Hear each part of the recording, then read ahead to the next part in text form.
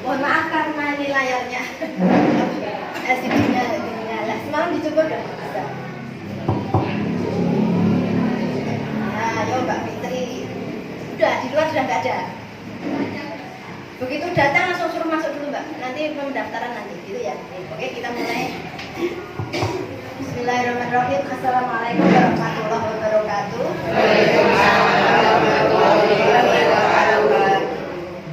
Selamat pagi Bapak Ibu. Selamat pagi. Apa kabar? Baik, sehat, semangat, luar biasa. Prolanis. Yes, Prolanis. yes, Prolanis. yes. Jantung. Sehat, Merokok. no, DM. siapa takut, Dekat. DKO, Apa itu DKO? diet kontrol olahraga, Diabetisi. sehat, bahagia, gula darah normal. Prolanis Dokter Rita. Jos, Prolanis Dokter Rita. jos, Prolanis Dokter Rita. jos. Ya, alhamdulillah Bapak Ibu semuanya luar biasa. Yang pertama dan paling utama, mari selalu kita panjatkan puji syukur kehadirat Allah Subhanahu wa taala karena atas berkat rahmat dan nikmatnya kita semua sampai detik ini masih mendapat nikmat sehat dan juga nikmat sempat untuk menghadiri kegiatan penyuluhan rutin sebulan sekali di aula klinik Dokter Rita ini dalam keadaan sehat. Luar biasa nih Bapak Ibu semuanya. Terima kasih saya ucapkan untuk Bapak Ibu yang sudah berkenan hadir memenuhi undangan kami. Sebetulnya undangan kami sebar itu mesti rutin 100 orang setiap bulan. Cuman yang rapuh memang tidak banyak ya, hanya yang hadir ini.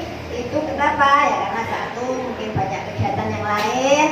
Kedua mungkin karena banyak karena tidak berminat penyuluhan ketemu berita menangis bosen. Aku yang terlalu gak ketemu berita. Padahal saya lebih senang ketemu penjelasan itu dalam keadaan Sehat. itu ya, kalau sehat itu tetap aja itu menyenangkan. Yang mau ada kan auranya negatif, tapi kalau orang yang sehat auranya pasti positif gitu ya. Nah, aura ini berpengaruh nular.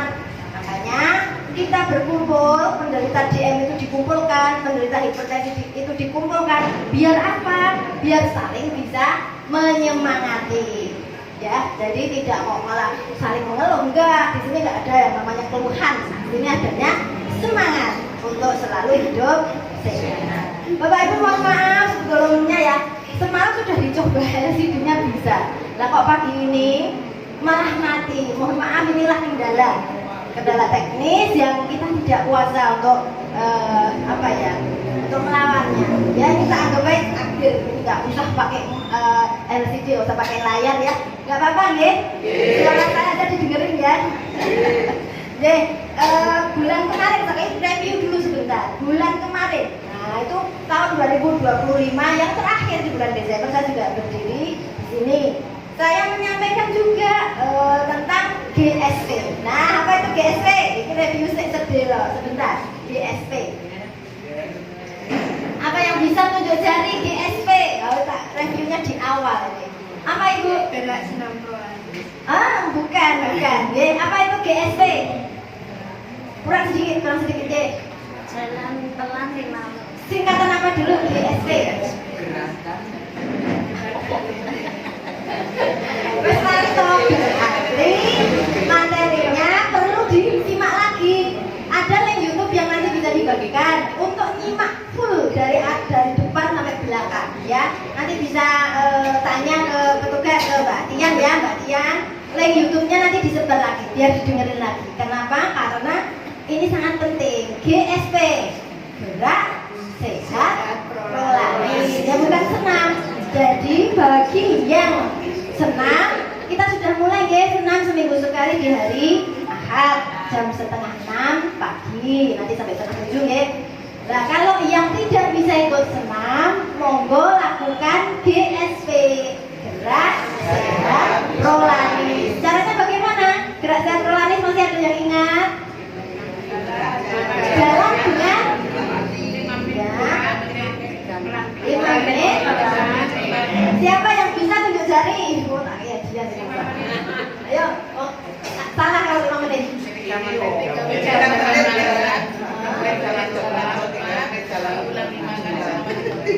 Ya, betul sekali.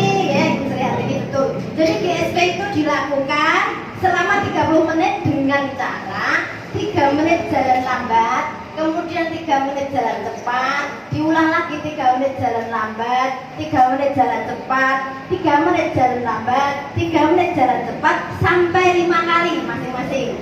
Sehingga totalnya 30 menit. Yang sudah mengerjakan siapa? Tunjuk jari. Oh, melihat ini. Makanya bisa jawab karena mengerjakan. Kalau tidak melakukan yo lali kan begitu deh. Luar biasa. Nanti dicontoh ya. Jadi saya harap Bapak Ibu semuanya yang tidak sempat untuk ikut senam bisa melakukan GSP, gerak sehat prolanis, dengan jalan selama 30 menit. 3 menit lambat, 3 menit cepat. Paling enak itu pakai musik. Ayo langsung ngitung, ya. Oh, musik lambat ya. Nanti saya carikan musik yang lambat 3 menit kemudian cepat 3 menit sehingga bisa didengerin sambil jalan. Atau jenengan ke tempat nge-gym, tempat fitness, itu kan ada treadmillnya. Di situ juga ada musiknya, ya kan bisa jalan diatur nih. Diatur oh 3 menit lambat dulu mungkin soal 3 ini ya. Jadi ada angka dari 1 sampai 10 nanti dengan bisa kecepatan berapa gitu ya. Jadi lambatnya saya dan lambatnya penjara berbeda, ukuran tiap orang kan beda. Nah ini nanti bisa sudah terbukti bisa menjaga untuk ini ya, untuk tensinya ini terutama tensinya bisa stabil di angka normal. Nah untuk hari ini Bapak Ibu topik yang saya bahas juga hipertensi lagi loh, kok hipertensi mana? Karena di awal tahun 2026 kita rubah. Kalau tahun 2025 kemarin kan kita duluan DM, yang bulan kedua hipertensi, yang ketiga DM, yang keempat hipertensi. Nah untuk tahun 2026 kita balik hipertensinya dulu ya. Jadi nanti untuk bulan ini hipertensi, bulan depan tentang diabetes. Gitu ya. Tujuannya apa? Ya yang penderita hipertensi itu ya tertarik. Wah, ini tentang saya ini gitu ya. Jadi kalau tentang saya ini, maka harus saya dengerin, saya harus paham kan gitu ya. Nah, yang tadi kan sudah saya sebutkan diet, siapa takut berkat diet kontrol olahraga. Nah, hari ini kita bahas tentang dietnya hipertensi, begitu ya. Jadi hipertensi juga harus kita bahas. Kalau hanya DM saja, dua penyakit ini seperti saudara kandung, ya. Kalau kita sama saudara kandung gimana? Dua orang saudara kandung itu pasti akrab, pasti dekat, pasti saling mensupport. Nah, dan juga saling berpengaruh. Nah, ini penyakit DM dan hipertensi ini juga seperti saudara kandung. Kalau kita kena DM, suatu saat bisa kena hipertensi. Lah sedulurnya nyedap. Nah, begitu juga yang kita hipertensi, suatu saat DM pun bisa kita alami karena apa? Itu tadi saling, karena itu dua saudara kandung. Karena itulah dalam screening yang kita lakukan deteksi dini, Bapak Ibu yang ada di sini sudah screening semua? Yang tahun ini sudah? Alhamdulillah. Jadi yang tahun ini belum dimulai lagi ya screeningnya.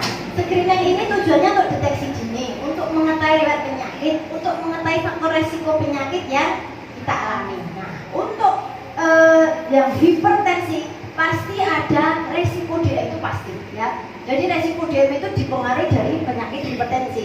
Nah karena itu bagi Bapak Ibu yang hasil screeningnya ada resiko diabetes, hari ini bisa ikut pemeriksaan gula darah puasa dan 2 jam sesudah makan. Itu setahun sekali diulang. Itu ya. Sedangkan untuk yang penderita diabetes, tensinya pun harus terkontrol ya. Tidak boleh lebih dari 130.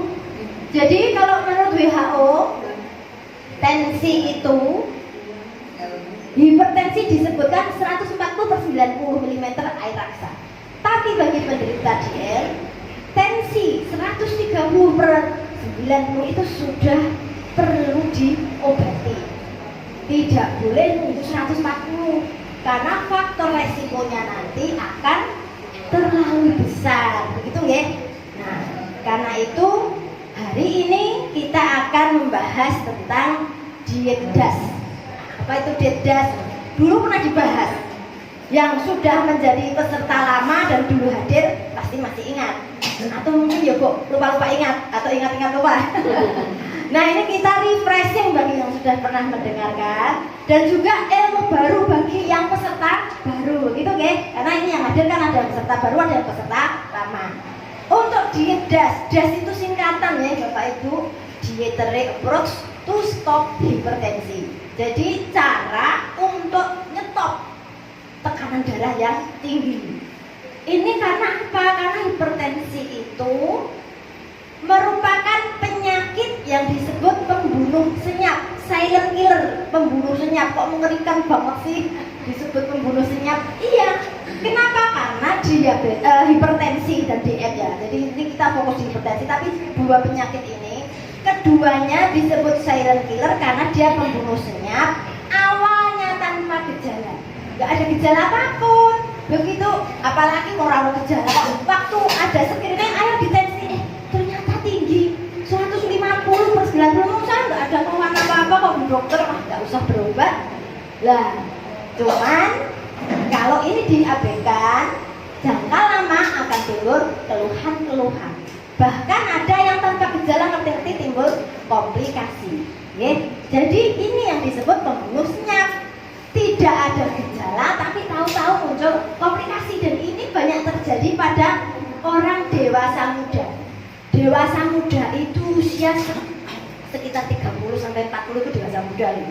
Kalau dewasa tua itu ya 40-50-60 lah. Kalau 60 ke atas itu lansia. Okay? Jadi 30-45 itu dewasa muda. 45 sampai ke usia 59 itu disebut dewasa tua atau pralansia.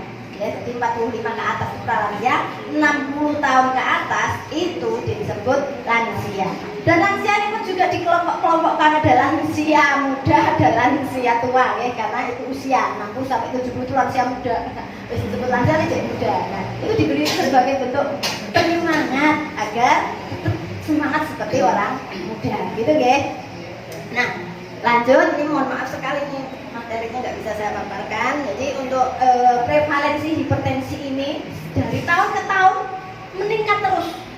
Ya, jadi saat ini prevalensi hipertensi di dunia lebih dari 1 miliar penderita. Sangat tinggi. 1 miliar itu nolnya pirong di 0,9. Nah, 0,9 berarti sangat-sangat banyak, dan itu lebih, tidak hanya 1 miliar, di angka lebih dari 1 miliar. Di Indonesia pun penderita hipertensi itu sangat banyak dan menghabiskan anggaran pemerintah yang sangat besar dari APBN, anggaran kesehatan. Untuk apa? Untuk mengobati siklus terlanjur komplikasi.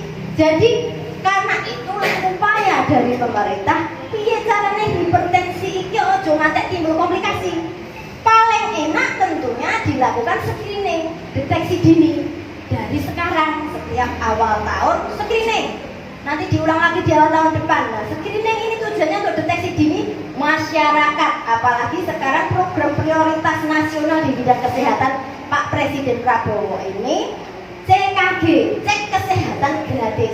Belum perlu gratis, ini malah klewo-klewo, gratis ki elek. Padahal Yang namanya cek kesehatan gratis ini maksudnya semua masyarakat dari kelompok umur berapapun, usia begitu lahir seket bahkan sejak ibu hamil itu sudah di screening sampai nanti lansia itu semua ada screeningnya, ada jatahnya sendiri-sendiri dan ini gratis dilakukan oleh petugas kesehatan dan nantinya kalau hasilnya tidak normal ditindaklanjuti begitu loh. Jadi orang kok diabaikan. Jadi screening ini, deteksi dini itu untuk menjaring masyarakat Indonesia itu sebetulnya sehat atau tidak. Kalau ada faktor resiko segera ditindaklanjuti. Contohnya hari ini siapa yang kemarin screeningnya ternyata ada resiko diabetes, harus ikut cek gula darah puasa dan 2 jam sesudah makan. Ya semoga hasilnya normal. Tapi kalau nanti hasilnya tinggi, maka harus segera kita tindak lanjuti, kita kelola agar tidak menjadi penyakit, gitu ya, agar penyakitnya tidak menjadi atau timbul komplikasi, gitu. Nah, untuk itu sudah diteliti. Jadi Dirdas ini sudah diteliti, hasilnya orang yang rutin mengikuti program Dirdas ini ternyata gula darahnya bisa stabil, hipertensinya bisa menjadi normal, jadi tekanan darahnya normal, kemudian juga sehat, gitu ya. Ini jadi sudah secara ilmiah sudah diteliti, tidak hanya kira-kira, ini sudah dalam penelitian dan terbukti sangat valid, sangat berhasil. Orang yang rajin mengikuti Dirdas penderita hipertensi ini tensinya bisa terkontrol, baik yang minum obat maupun yang tidak. Yang tidak minum obat itu mungkin tensinya masih tingginya tidak seberapa, misalnya masih di grade ringan ya. Hipertensi itu ada grade-grade-nya ya, ada grade hipertensi ringan, ada hipertensi sedang, ada hipertensi berat. Nah ini untuk hipertensi sekarang masih ingat dasar hipertensi itu berapa disebut hipertensi? Aku harus ngomong dulu, coba. 140. Nah batasannya itu jadi 140/90 atau lebih, itulah hipertensi. Batas minimal 140/90. Ini untuk hipertensi ini sudah harus diobati usia berapapun. Ya, jangan merasa, lah aku saja sudah usia 60 tahun kok dong, ngapain kalau tensi 140 kan ya wajar toh, nggak usah minum obat. Itu salah. Karena apa? Kalau tensinya diabaikan tetap akan menggerogoti organ-organ menjadi rusak. Gitu ya, akan timbul komplikasi. Karena itu kita harus jaga usia berapapun tensinya harus normal, begitu ya? Sanggup? Oh, luar biasa. Ya. Kemudian salah satu cara untuk mengendalikan tensi ini yang pertama ya dengan kuncinya itu dengan deteksi dini.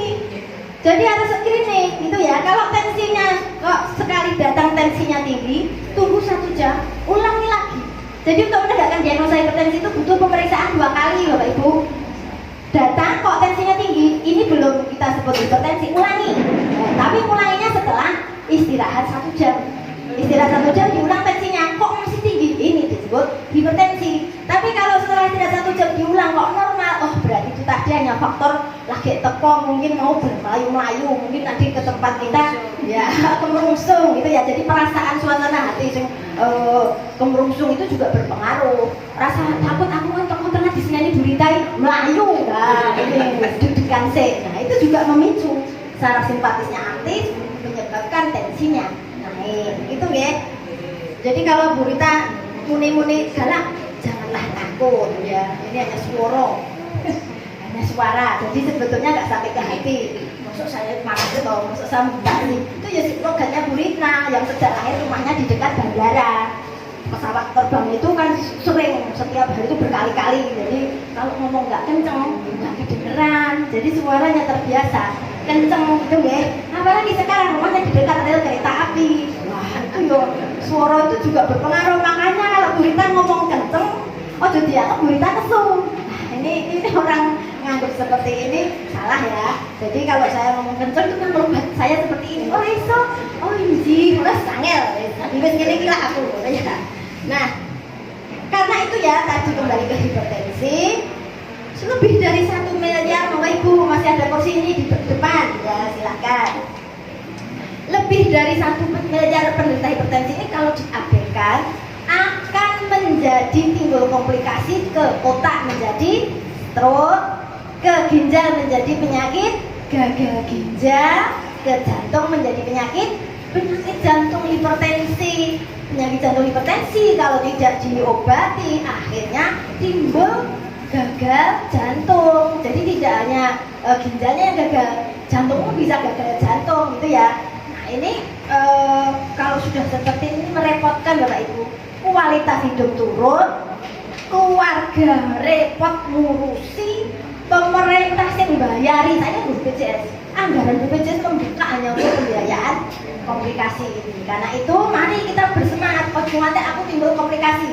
Walaupun sudah dinyatakan penderita hipertensi, kita harus tetap kenceng, tensi tubuh normal, tidak ada komplikasi di dalam tubuh kita. Nah ini yang menjadi kunci utama kita, semangat untuk bisa selalu normal, tensinya normal, gula darahnya normal. Nah sekarang faktor resiko dari hipertensi kita bahas dulu. Ada beberapa faktor resiko menjadi penyakit hipertensi. Dipahami ya? Faktor resiko itu faktor yang memicu seseorang bisa lebih tinggi menderita hipertensi daripada yang tidak punya faktor resiko. Nah faktor resiko ini dibedakan dua jenis loh itu. Yang pertama faktor resiko yang tidak bisa kita kendalikan. Ini sudah terjadi, tidak mungkin kita cegah. Yang kedua faktor resiko yang bisa kita kendalikan. Nah sekarang faktor resiko yang tidak bisa kita kendalikan itu apa Bapak Ibu yang tahu tunjuk jari? Keturunan. Benar, satu keturunan. Yang kedua pola makan itu bisa dikendalikan. Gaya hidup itu juga bisa dikendalikan. Yang kedua faktor umur. Semakin hari orang usianya semakin tambah, sisa umurnya memang berkurang, tapi ini umur yang sudah terjadi itu semakin bertambah, dan semakin bertambah usia resiko terjadi hipertensi semakin besar ya. Jadi selain faktor keturunan, kemudian juga faktor umur itu yang tidak bisa kita kendalikan ya. Kemudian juga riwayat keluarga tadi ya masuk di faktor keturunan, faktor genetik ya. Jadi walaupun mungkin keluarganya normal, tapi karena gennya itu memang berpotensi menjadi hipertensi juga timbul hipertensi. Itu faktor yang tidak bisa kita kendalikan. Kalau itu sudah kuasa Allah, kita nggak bisa berkutik. Tapi faktor yang bisa kita kendalikan ternyata jauh lebih banyak. Apa saja tadi? Pola makan, apa lagi? Gaya hidup yang bagaimana ini Bu? Pola makan yang bagaimana ini? Benar, pola makan, gaya hidup, betul. Apa lagi? Gaya hidup itu mencakup mungkin kurang olahraga, kurang aktivitas, pikiran juga faktor stres. Wah ini luar biasa. Wong stres akhirnya nanti jadi penyakit stroke itu kayak orang karena faktor pikiran nggak bisa tidur, memicu tensinya naik. Oke. Jadi untuk faktor ini ya, faktor yang bisa kita kendalikan ini antara lain gaya hidup, pola makannya yang suka garam, nyerah asin, raw. Jadi sukanya yang asin.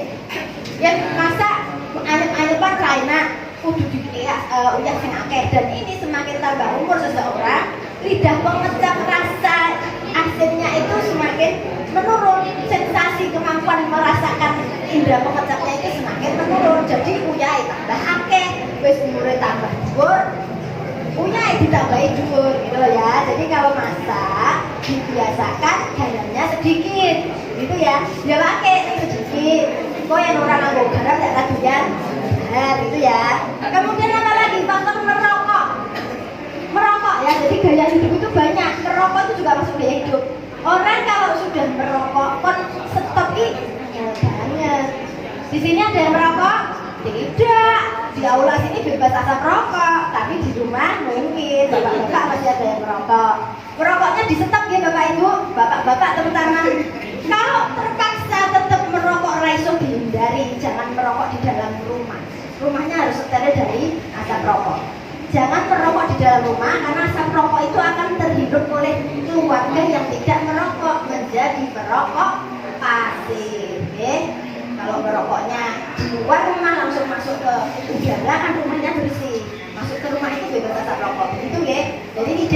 tidak menjadi pembunuh keluarga, pembunuh berdarah dingin ya.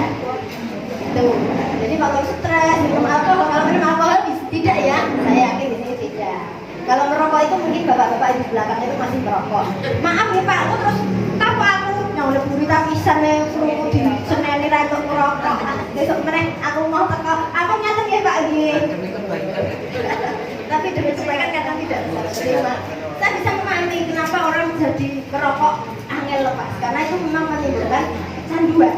Jadi yang bisa menghentikan dari perokok aktif menjadi berhenti tanpa merokok itu motivasi dari dalam dirinya sendiri. Kalau tidak ada motivasi dari dalam, angel. Paling yo tetap orang merokok di depannya keluarga, tapi tetap beli rokok terus, gitu. Gitu. Nah, tapi kalau ada motivasi dari dalam diri, aku harus berhenti merokok. Itu menjadi penyemangat utama untuk bisa stop dari merokok. Nah, sekarang kenapa faktor resiko ini bisa timbul akhirnya menjadi penyakit hipertensi? Jadi tekanan darah tinggi itu bisa muncul akibat apa? Akibatnya ini loh, dari penyempitan pembuluh darah. Jadi pembuluh darah kita itu kalau kita lihat, soalnya pernah gambar simo itu ada gambar. Jadi ini gini, misalnya pralon, nah pralon, kandungan, tapi yang panjang itu ya. Kalau pralon itu memang panjang, tapi ini kan pralon ini kan kaku. Nah, diambil pralon ini, tapi bahannya dari yang lentur gitu ya. Kalau pralon ini bahannya lentur, maka seperti itulah pembuluh darah di dalam tubuh kita. Aliran darah, aliran air di dalam pralon itu lancar. Tapi kalau nanti sudah timbul endapan itu seperti lemak. Jadi dengan suka makan yang berlemak, itu lemaknya kan akan mengendap di situ. Nah, akhirnya apa? Pralonnya itu nanti akan menyempit. Jadi kalau pralon ini, oke lah, kita ambil contoh pralonnya untuk tempat cuci piring. Nah, kan bisa lihat ya saat cuci piring yang banyak lemaknya, itu kan nanti juga akan masuk ke saluran itu kan. Nah, kadang-kadang sampai menyumbat, gitu kan. Begitu juga pembuluh darah. Kalau di sini pembuluh darah itu tadinya begini saluran panjang, kemudian semakin menyempit karena adanya endapan-endapan di dindingnya. Saluran yang menyempit ini mengakibatkan tekanan darahnya naik. Soalnya berusaha beneso lancar itu.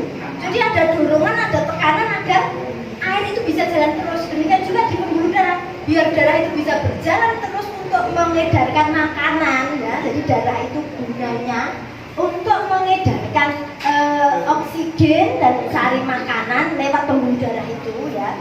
Ke mana? Ke seluruh organ tubuh. Kalau di situ ada sumbatan, sehingga pembuluh darahnya menyempit, lubangnya menyempit, salurannya menyempit, maka darah ini berusaha menekan dan bisa liwat, gitu ya. Didorong terus bisa liwat, akhirnya tekanan darahnya naik. Bisa dipahami ya? Jadi ini agar bisa lentur lagi, agar bisa longgar lagi, satu-satunya cara, endapan-endapan ini harus dibuang, diresi, wis kayak saluran air ya di jalan. Wah, yang pas udan mulai sampai keluar mampet itu kan karena ada sampah-sampah di situ. Nah, agar airnya lancar lagi, maka sampah itu harus diambil, dibersihkan, kan nyata. Ini juga begitu untuk pembuluh darah kita yang sudah menyempit harus dilonggarkan lagi. Makanya cara melonggarkannya bagaimana? Terpaksa minum obat. Dan dosa longgar, harus minum obat untuk menghilangkan kolesterolnya, karena kolesterol itu juga menyumpal, gitu ya. Ini yang mengakibatkan pembuluh darah itu menjadi menebal, menjadi jantung itu juga bekerja lebih keras. Sing mompa darah ke seluruh tubuh itu siapa tuh? Jantung. Makanya kalau pembuluh darahnya menyempit, jantung itu bekerjanya keras banget. Orang yang bekerja keras mesti akan membesar. Begitu juga jantung, kalau komponen berlebihan, jantung menjadi bengkak.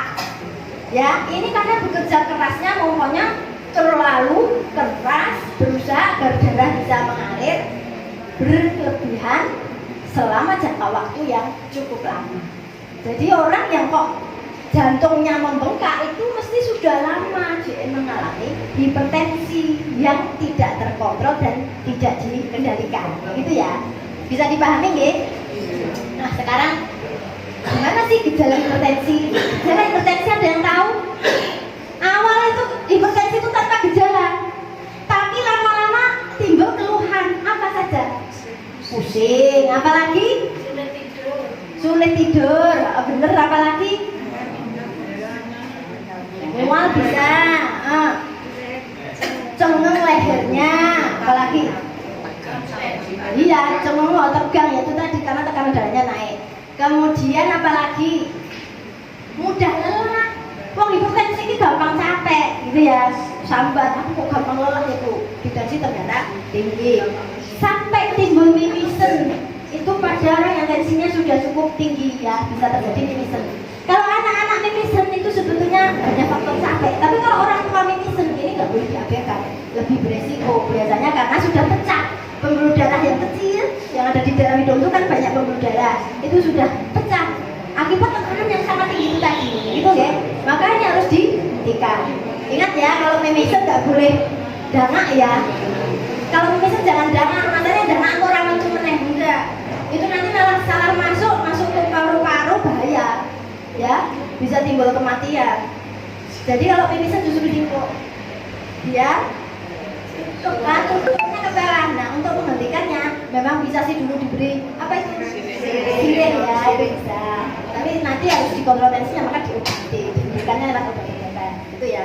Nah, komplikasi tadi sudah saya sebut, kalau ke otak menjadi stroke, kalau ke jantung menjadi penyakit jantung hipertensi, kemudian ada bisa akhirnya timbul gagal jantung, ke ginjal menjadi gagal ginjal, kemudian juga ke mata pun bisa gangguan penglihatan, tidak bisa melihat karena terjadi glaukoma. Glaukoma itu tekanan bola mata yang meningkat, itu karena tensi, ya. Nah, untuk glaukoma ini kalau sudah timbul kebutaan bisa diobati, gitu ya. Nah, sekarang tadi sudah ada diagnosanya, sudah bisa menentukan faktor resiko, sudah tahu faktor gejala. Nah, saiki tata cara pengobatannya bagaimana? Harus dikendalikan, harus diobati. Pengobatannya bisa dua jenis. Yang pertama dengan obat-obatan, yang kedua dengan merubah gaya hidup menjadi gaya hidup yang sehat.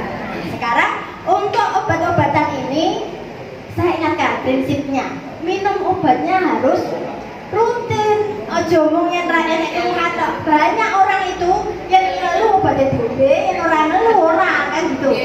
Ya toh, ditepakkan yang mau nyawai dhewe. Ada yang suka seperti itu? Ada.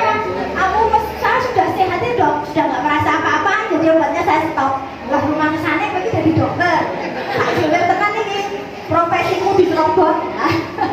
Jadi kalau sudah tidak ada keluhan, alhamdulillah obat yang dihentikan adalah obat nyerinya, obat pusingnya di stop.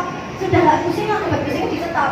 Tapi obat tensinya rutin diminum setiap hari agar tensinya selalu normal. Jadi saya sedang dikontrol di sini kok tensinya normal, dok saya sudah sembuh. Nggak ada hipertensi kok sembuh. Ya, hipertensi itu akan melekat terus kalau karena umur kita selalu tambah gitu loh ya. Kalau sudah tensinya tinggi akan melekat terus sehingga obat harus diminum terus. Paham ya? Kalau diminum nanti obat itu akan menjaga agar aliran darah kita itu selalu lancar.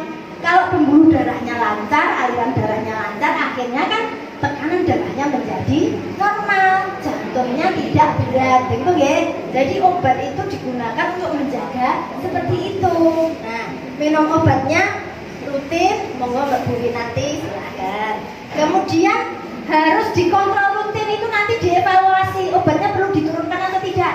Lah kalau pertama mungkin dosisnya tinggi, tapi ternyata sudah normal terus bahkan cenderung lebih rendah. Akhirnya kalau mau dikontrol, minum obat tensinya diturunkan dosisnya, tapi tetap minum. Jadi itulah gunanya kontrol rutin. Kontrolnya setiap kapan? Paling lambat sebulan sekali itu paling lambat. Kalau bisa seminggu sekali jauh lebih baik. Cukup punya alat tensi digital di rumahnya masing-masing, kontrol tensi setiap pagi. Kenapa setiap pagi? Karena itu juga berpengaruh. Orang yang tensinya tinggi di pagi hari itu biasanya kualitas tidurnya tidak baik, gitu ya. Jadi itu berpengaruh sekali. Ini minum obatnya rutin. Kalau dianjurkan pagi ya pagi terus, dianjurkan sore ya sore, dianjurkan malam ya malam. Oh cuma ubah diwe. Malah ini ki, aku ini lali ra ngombe, saya kita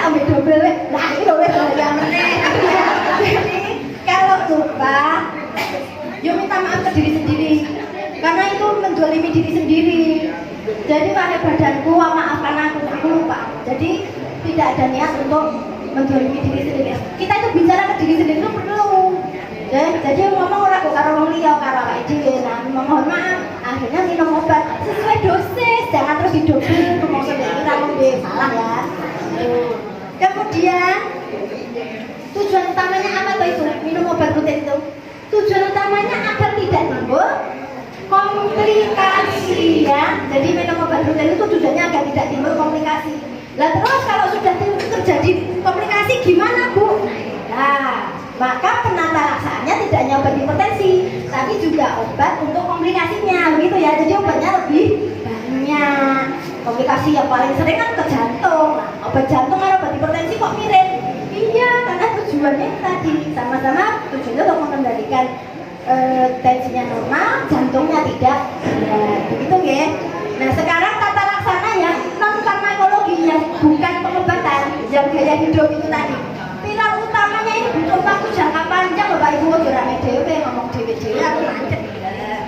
Jadi untuk menurunkan tensi agar selalu normal, untuk yang tanpa obat, jadi yang faktor bukan obat, jadi bukan kok tanpa obat. Jadi faktor tadi faktor obat, yang kedua dengan faktor yang bukan minum obat, itu apa saja tata laksananya. Ini harus kita lakukan sepanjang masa, sepanjang hayat, selama hidup. Yang pertama, aktivitas fisiknya dijaga. Jangan malas, jangan rebahan. Ada orang yang sukanya mau tiduran baik, pengennya apa datang sendiri. Itu saat ini gampang terjadi kok. Dengan tik pesen makanan datang diantar sampai depan rumah. Malah nih, antar masuk ke rumah. Kita akan buka pintu sendiri. Nah, tombol buka. Nah, itu ada ya. Jadi sekarang ini gampang. Nonton TV, ya harus TV-nya yang kan pakai remote, bisa lagu nyedak, ya kan? Nah, kemana-mana pergi belanja, main sepeda motor listrik, ini sepeda motor, kan ora perlu led. Nah, ini loh yang membuat orang risiko tensinya tinggi sangat besar. Maka dari itu aktivitas fisik harus dilakukan. Kalau punya dapur kok jauh, rumah zaman dulu kan gede-gede, disyukuri, alhamdulillah bisa olahraga benda. Nah, jadi dipikir faktor baiknya. Ini rumah sempit, ya disyukuri, alhamdulillah kan dapur rasa aduh-aduh. Nah, jadi seperti ini tidak perlu menjadikan kita iri orang lain, gitu ya. Jadi disyukuri apa yang ada di tempat kita. Kok jauh banget, nah, mau didekatkan silakan. Ada orang yang saya kalau sudah tua ini kok mau ke toilet, orang tua di tengah jalan mesti ngompol. Jadi bisa itu dari kamar sampai ke yung gawe toilet di dekat kamar. Jadi ini memang disesuaikan kebutuhan. Atau kamarnya pindah di dekat yang ada tempat tidur atau tempat toiletnya. Itu bisa. Oh, yang penting toiletnya dijaga kebersihannya no. Jadi aja jijik no bu mosok turun cedak WC. Ini berarti WC murge. Yang WC ini bersih kan tidak masalah. Oh ya. Jadi tinggal ini faktor ngirit di dari toilet di dekat kamar atau kamar kita yang pindah di dekat toilet gitu. Jadi kalau ada orang tua dipindahkan tidurnya di dekat toilet, langsung. Ini bukan anak penjenengan yang ini faktor yang paling mirip, biayanya nggak usah bikin toilet baru kan gitu ya. Jadi ini rembukan keluarga, tujuannya biar orang ngompol di sepanjang jalan. Tapi kalau terpaksanya sudah ngompolan, sedia pispot di bawah tempat tidur, jadi begitu bangun tidur cukup dewe, pispot dari wong lanang gampang, minum itu angel, gitu ya. Gitu. Pakai pampers. Nah sekarang bisa ada sarana yang mendukung pampersan, jadi bangun tidur kan harusnya dibuang ganti kan. Jadi ini memang mahal bu, ya itulah jadi basuki bawa biaya. Orang pengen hidup nyaman banyak butuh gitu ya. Itu aktivitas fisik. Yang kedua turunkan berat badan itu bagi yang gemuk, yang wis kurus jojo menurun berat badan. Nanti yang kurang gizi yo piye. Orang yang terlalu kurus juga tidak baik Bapak Ibu. Ototnya tipis, gampang sakit, tulangnya gampang sakit karena ya itu tadi, karena dia setiap kali ada makanan masuk orang iso disimpen nang otot, akhirnya kan malah bungonggon ya. Maka dari itu sing wis ideal dipertahankan yang kegemukan berat badannya diturunkan gitu ya, yang kurus diusahakan dinaikkan. Ada tekniknya, sudah berhasil saya. Sudah saya praktekkan dan berhasil ya, berat badan saya ini sudah naik 6 kilo. Berhenti merokok bagi yang merokok, ini juga cara untuk menjaga kesehatan. Kalau sudah ditetapkan Pak Dokter, Bu Dokter ini dengan hipertensi, salah satunya harus hentikan rokok, ya manut, ya bukan hanya tidak merokok di depannya Pak Dokter. Jadi manut, kalau manut, insya Allah itu untuk kebaikan penjenengan sendiri. Lalu pola makannya dijaga dengan diet DAS. Nah, ini kita sekarang bahas diet DAS ya. Kenapa pertama kok dibahas diet DAS? Karena faktor makanan ini yang paling berpengaruh pada kita, Bapak Ibu. Apapun penyakit itu dimulai dari perut. Penyakit-penyakit yang tidak menular semua diawali dengan makanan yang tidak sehat. Ya, zaman sekarang makanan tidak sehat itu banyak. Siapa Mbak? Nomor absen 6. Silakan. Jadi sambil mendengarkan urut gantian gitu ya. Diet DAS tadi sudah saya sampaikan, DAS itu dietary approach to stop hypertension. Nah, sebuah pola makan yang terdiri dari satu, banyak sayuran. Setiap hari makan sayur deh, dan buah-buahan. Siapa yang setiap hari makan sayur dan buah? Wah, hampir semua. Yang belum, mulai sekarang harus menyediakan sayuran. Buah minimal sekali sehari, sayurannya setiap hari, gitu ya. Kemudian makan yang tinggi serat dan biji-bijian yang utuh. Kacang, isi makan utuh, wae kacang. Ojo di neko-neko dicampur gula, dicampur minyak dan macam-macam, jadi keripik. Nah, nggak usah. Jadi makanan biji-bijian yang utuh, kacang-kacang aja kacang dimakan. Contohnya edamame, makanya saya senang sekali itu sekilo langsung habis. Jadi dan utuh, biji-bijian kacang merah, kacang polong, kacang hijau, ini orang kacang biru. Jadi ini utuh aja dikonsumsi, nggak usah macam-macam. Wes, ya digodoknya maksudnya gedok empuk no baik. Jadi ya rasa ada di kayak uyah, kayak gula, kayak apa mana rasa. Kalau dikasih uyah kan bikin tensinya naik. Jadi harus digodok ngomong baik. Nah, iya. Ini kebiasaan Bapak Ibu, kalau terbiasa makan makanan yang tawar, rasa enak akan muncul. Tapi kalau sudah terbiasa makan makanan yang asin, rasa tawar ini, apa ini makanan kok begini, banyak rasanya. Maka harus dibiasakan, gitu ya, biasakan yang sehat. Kemudian makanan yang rendah lemak, jenuh dan gula. Jadi makanan yang rendah lemak, jenuh dan gula ini makanan yang digoreng itu jelas. Soalnya minyaknya wis digoreng kelima. Nah, ini jelas lemak jenuhnya sangat tinggi. Maka makanan yang digoreng ini pakai gorengan pertama. Yang lemak kedua, ketiga, keempat, sebenarnya ke-10. Cukup makanan jajanan gorengan itu di luar itu. Bayangkan minyaknya ini nanti menyumbat pembuluh darah saya. Jadi orang kalau mesti yang bayangkan ini minyak ini menyumbat pembuluh darah saya. Akhirnya tensi saya naik. Jadi makanan gorengan itu memang dikonsumsi orang lain. Kalau penjenengan sudah dinyatakan penderita hipertensi, harus waspada, itu ya. Nah, ini aku gak bisa nyelek enggak ya.